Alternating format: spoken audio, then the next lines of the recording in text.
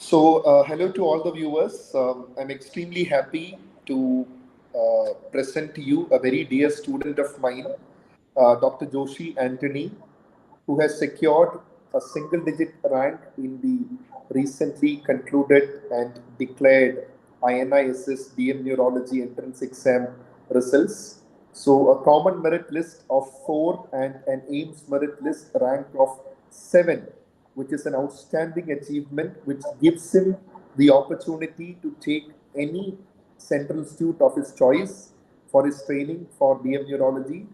Dr. Joshi, just tell me one thing. What was that first feeling that came to your mind on seeing these single digit ranks adjacent to your roll number? So, first thing was I felt very relieved that uh, I won't get stuck in the cycle of learning, and then again I'll get a low rank. Again I'll have to prepare. So first feeling more than happiness was relief only, and after that I like sent it to my friends and made them check whether the roll number matches. So those were the first like two things I did. All right, all right. So that is so great. And then, Dr. Joshi, coming to your journey so far, can you just tell us a bit about yourself? Where are you from? Where did you do your MBBS and post graduation from? Sir, so I'm basically from the district Kollam in Kerala, and I did my MBBS from AIMS Raipur. Then I did my MD in internal medicine from PGI Chandigarh, and that's basically till my MD.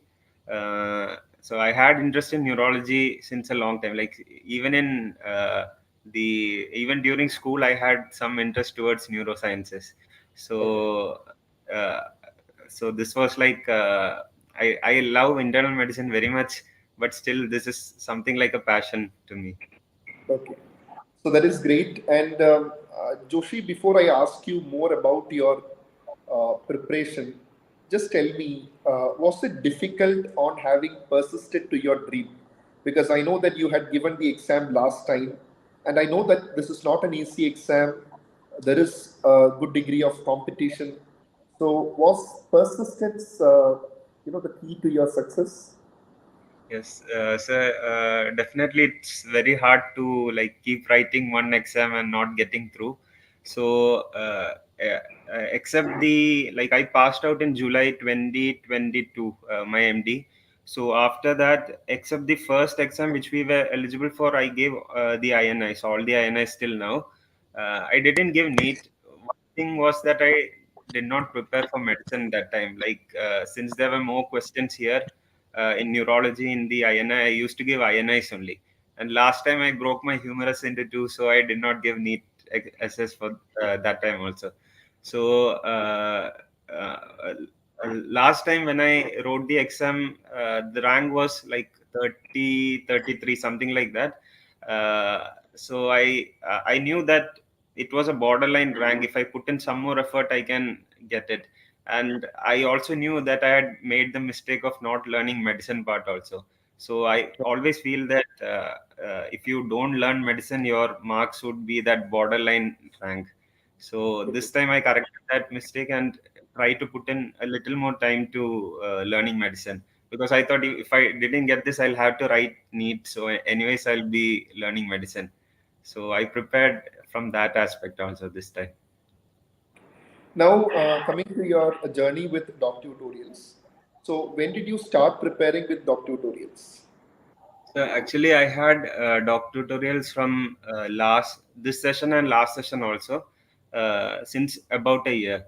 So I was working during this time. Till now, I was working just before this session till December, and I was working only.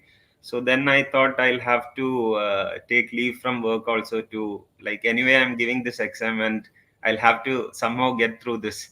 So I took leave, and from January 20th, I started learning like without going to any work. Okay. And there was this Elite series also of doc tutorials, which was about that time only it started.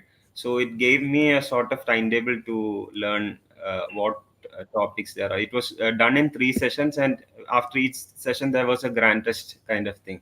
So that was very useful actually. It streamlined your process of learning all these things. Now, coming to your preparation for the videos part, for the current exams, was DocTutorials your main source of preparation? Yes, yes. I've used only the videos and the tables, whatever was given in the app. And apart from that, I did some extra reading from Harrison and Bradley. Bradley definitely not cover to cover, just the important topics. It's very hard to read all these textbooks also along with this.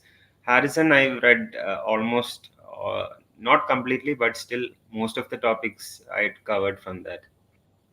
So, neurology, as we all know, is very vast. And did the videos of DocTutorials make it more easier for you in your preparation? Yes, yes, sir, definitely. Because yeah, when we read Bradley or when we read Harrison, we know there's a lot of information given. We do not know what to choose, like what to learn, what they would be asking more. So in all the videos, the main thing about the videos were they introduced the concepts very in a very simplified manner, and also they told you what you have to learn and what you can skip. So that was very helpful. Otherwise, trying to remember everything is not possible. You'll only forget what half of the things you learn. Did you get a chance to watch all the neurology videos? So, INI neurology videos, there's a separate video, INI neurology videos. I've watched all of them. Medicine videos, I've watched the QRP videos of medicine, and QRP videos along with the Harrison table videos. I think that is mostly enough for the medicine part. Okay. Okay. Now, I think we had a discussion on this, some time back as well. When you couldn't clear that attempt, I think we had a conversation over WhatsApp also. At Yes, that sir. time, also, the aim was to focus for the medicine part. The aim was to focus on the quick revision videos and the Harrison tables and flowcharts. So, first of all, coming to the QRP videos of DocTutorials. Medicine being a vast science, but again, occupying just less than one third of the INI paper, did the QRP help you to concise the topic? Yes, yes, sir, definitely. Because the INI question paper is set in such a way that you have to, on the one hand, you cannot miss medicine. On the other hand, you cannot spend so much time in medicine that you are losing time to prepare for neurology. So that those QRP videos were very concise, very conceptual, and the Harrison table videos, they have summarized the entire amount of information in the table in a very concise form. So I think that will be the most efficient way to learn medicine. If, like, from my perspective, it would be the most efficient method. And I think by chance this time, before the INIs, we had the elite neurology segment as well. So did it Yes. actually in a way help you to finish the neurology segment as well? Yes, yes, sir. Because unless we have some sort of a timetable, it's very hard to stick to a routine. And after each of that session, there is a grand test. So that, depending on the ranks, we'll know how much we have performed, how much we know, where are the lacuna. So that was very helpful. In fact, I would say that elite test series like that provided. Like the main framework to preparation, especially when the exams were coming near. Okay.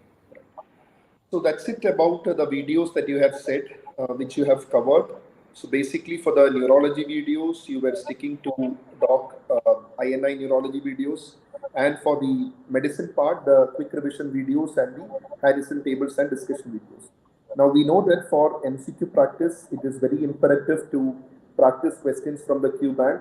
So, how did you find the doc tutorials Q bank beneficial in your preparation? So it was actually very good.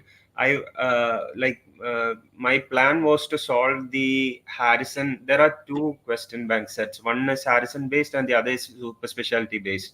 So it helped me to uh, read the Harrison based MCQs of each medicine subjects, and it would not only help you in solving questions, but it would also help you in revision. Once you finish with the subject, when you do those MCQs, you'll know how much of the Harrison you have assimilated. So in that way, it helped very much. And the other part, the super specialty part, I did only for the neuro. Like neuro, I've uh, did from that only. So that will give you, like, instead of reading the whole Bradley, you can do these modules, and it will give you the most probable questions which may come, or the most high yield topics that may come. Okay. And did you attempt all the grand tests that we had conducted at DocTutorials? And how were your performance in those grand tests? Yes, sir. I was. There were three grand tests. I think I gave all the three, and ranks were also like to what I got only. I think it was 3, 4, 5. Ranks were Okay. 3, 4, 5, and I got the fourth rank. It's around Okay. that rank again. Okay. All right. All right. Now, so basically, again, for the QBank as well as the grand test practice, also you had utilized DocTutorials. So that is it about stage one round that I wanted to ask you. Now, coming to the interview round. So we all know that interview is totally a different ball game. So at least some students would prepare for the interview with the same mindset as that of the MCQ round. So just wanted to ask you whether the mock interviews that I had conducted this time and the previous time, along with the questions that I had shared of the previous year interview rounds, did it help you in your preparation for the interview round? Yes, sir. Yes, sir. It really did, because interview is very, like, completely different from the MCQ. It requires a very different way of answering, and at that particular time when the examiner will be asking questions, you will have to formulate a plan for the given clinical scenario. So maybe they'll ask like approach to quadriparesis. Just from reading for MCQs, you won't be able to answer those kinds of questions. So and when you were taking the interview sessions also, for example, the like neuroimaging was there, and you showed us how to describe the different findings. So even though we were discussing a case of stroke mostly, and the neuroimaging findings, or some space occupying lesion, all those that method of describing the images would help you in many other questions also. So and also, since we get exposed to the previous questions and all the questions we discussed during that Zoom meeting, even if they don't ask those questions directly, we feel comfortable interacting with someone on the other side of the screen. Because most of the time, we like, it would have been many years since you've given some interview, or maybe you've never given it. So Right. in that way, it was very helpful. Okay. Right. So thanks a lot, Dr. Joshi. I think I'll ask one question to conclude this. Now, about the type of questions and the depth of questions of INI. This is something which I often ask the toppers. Is there always a predictability, or the question pattern keeps changing? Because in INI CT, there is usually a set pattern, though you may have variations. But what about INI SS? What is your take on it? Sir, I think it's unpredictable only, at least from the, like, whatever INIs I've given, especially like even neurology and medicine part also. Medicine part is like completely unpredictable. You wouldn't know where the questions will be coming from. But definitely there will be core topics, but it's very unpredictable. Even in neurology, I think for example, there was a question this time in neurology regarding thallium poisoning, I think. So there was a table in Harrison, but it was 3 or 4 pages long. So when I reached the table, I had skipped it. But for some, like, fortunately, there was some case which came in the newspaper also of a thallium poisoning case, and my friend had talked to me about that.